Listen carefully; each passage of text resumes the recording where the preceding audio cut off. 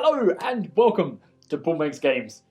My name is Paul, and in this video I am going to look back at my 10th and final game that I made in my 10 games in 10 weeks project.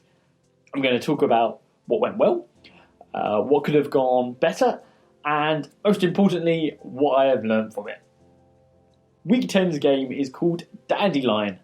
The game involves you blowing a dandelion flower and then riding the wind as a seed, trying to fly as far as possible. The feeling I was going for in this game was one of relaxed, easy to understand gameplay. I wanted this to be a game that the player could just pick up, enjoy for a bit without getting too stressed out or worked up. The gameplay itself was inspired by a few classic Flash games I used to play many years ago, usually at school, where the aim was to get as far as possible by taking advantage of boosts and power-ups that came along in the levels. Overall, I think I succeeded in the relaxed theme of the game. The concept of floating on the wind gives off that vibe and helps a lot, and I'm happy with the design decision of having the flat, minimalistic art style. I'm also happy with the music that fitted the theme really well. But I think there are a few things about how the game is implemented which can be frustrating for the player, which I will touch on in a bit. But first I want to talk a bit about the feedback that I got. As far as positive feedback is concerned, people liked the art style and the overall feel of the game. There was a comment that said it felt like one of my more aesthetically designed games, which is an interesting point and completely true. There are some games where in my head I had a clear picture for how I wanted the game to look and feel, and this is one of them. Other examples of this are my games The Last Train Home and Orbiter. They have both distinct styles that I had in my head, and I found them a lot easier to design. Interestingly, they are also some of the most played games, which is one of my learning points for today. Visual design is a really important thing to think about when you want to get a game noticed, and having a plan on how you want a game to look early on can really help in development. I had a really good suggestion by a friend on how to improve the controls. I could do this by simply removing the space key to blow and use the mouse button instead. You are already using the mouse and clicking in the menus, so there is no change for the player. If anything, them having to use the space is more inconvenient. There's also the added bonus that it would then allow the game to be played on mobile as well. It is a really simple and game-changing suggestion, which I completely missed when designing and testing myself. And this is the second point for today. Get your games out in front of people and have them play it. You might be surprised by the suggestions that they come up with. A good designer is compassionate for the people they are designing for and work to guess what people will feel and experience when they use their product. But sometimes you will miss the point, and you will only know that by getting it into the hands of those people and let them actually use it and tell you what they think. Another technical point I want to touch on, based on my own experience and feedback I got, was that I missed the aim of making the game not being frustrating. And I think a big contributing factor to that is the level generator. The level generator works by having a list of different spawnable objects and a percentage chance of them spawning. Every time the player makes progress, the generator will randomly spawn the objects at an upcoming point. It is a quick and simple generator, which does the job of filling the level with objects, just not very smartly, and this can deteriorate from the experience. The reason for this is because you want each round to be a journey for the player.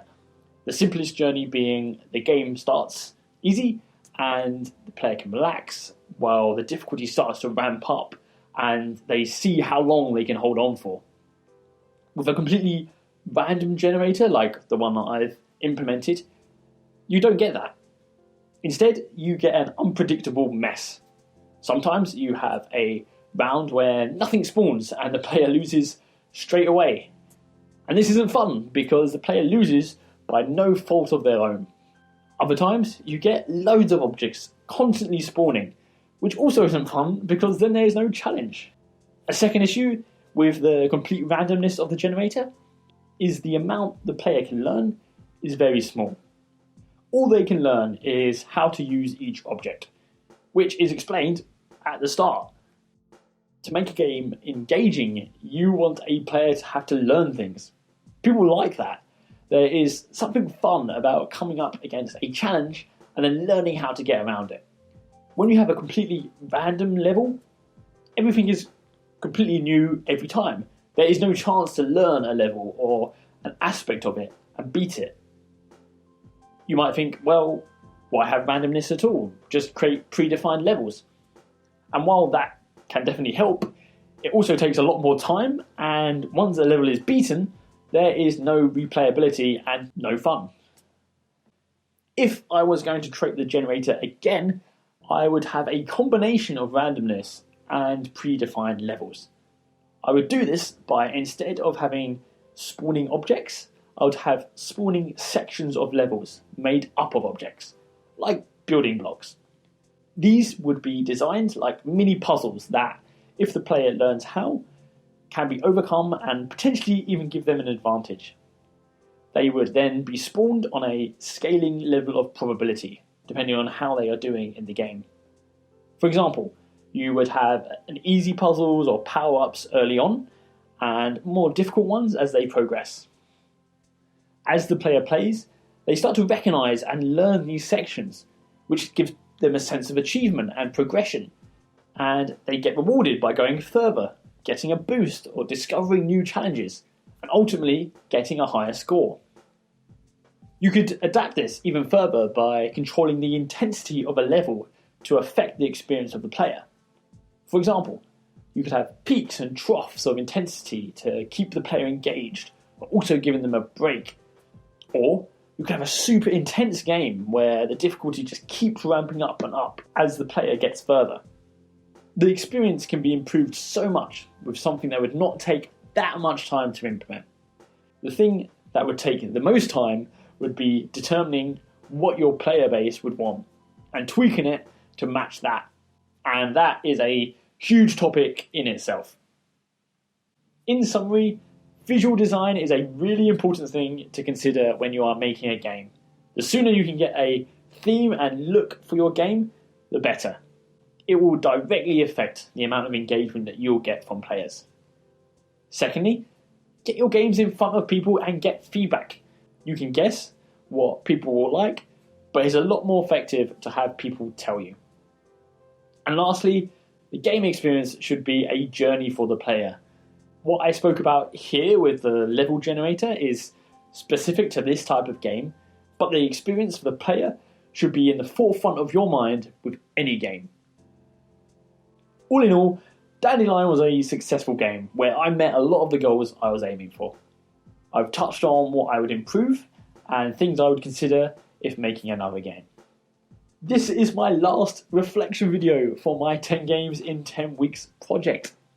If this is your first video you've watched, then thank you for watching. If you want to hear more, check out the rest of my videos. If this isn't your first video and you've been following me through this journey, I'm glad you're still here. Thank you so much for all your support and feedback. You are awesome. I hope you've enjoyed the videos you've watched and the games that you've played. If you'd like to hear more about what is next for me and Paul Makes Games, I'd recommend subscribing to this channel if you haven't done so already, and follow me on Twitter at Paul Makes Games.